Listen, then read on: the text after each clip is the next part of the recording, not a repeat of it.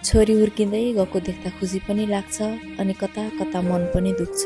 नमस्कार सबैजनालाई, आज म फेरि अर्को नयाँ भिडियो लिएर हजुरहरू सामु आइपुगेकी छु।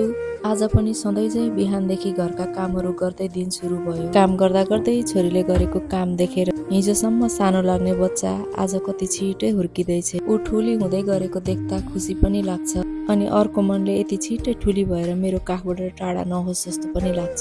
यस्तै भावनाहरू सँगसँगै बिहानको खाजा पनि खाइयो अनि दिउँसो सानातिना कामहरू सकाएर दिउँसोको खाना पनि खाइयो र अहिले एकदमै गर्मी भएको भएर दिउँसो आइसक्रिम खान जाने योजना पनि बनाइयो। यो गर्मी मौसममा आइसक्रिमको मजा नै छुट्टै। मैले चाहिँ आइस कफी खाएँ अनि श्रीष्माले चाहिँ पिस्ताची। त्यसपछि चाहिँ छोरी र छोरीको साथी एकछिन खेले, हामी पनि उनीहरूसँगै खेल्यौँ अनि घर आएर बेलुकाको डिनर बनाउनु पर्ने भयो। छोरीको लागि ब्रोकाउली र च्याउ उमालेर त्यसलाई बटर र नुन मात्रै राखेर बनाइदिएँ अनि कालो दाल र राइस थोरै दही राखेर छोरीलाई खान दिए, जुन चाहिँ उसले एकदमै मनपर्ने खानामा पर्छ। अनि हजुरहरूको सानो छोराछोरीहरूले खाना कसरी खानुहुन्छ त्यो पनि मलाई कमेन्ट गर्नुहोला।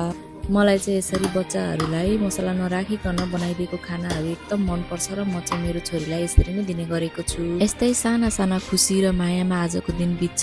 म फेरि भोलि अर्को भिडियो लिएर हजुरहरू सामु आउनेछु। आजलाई यति नै, बाई बाई।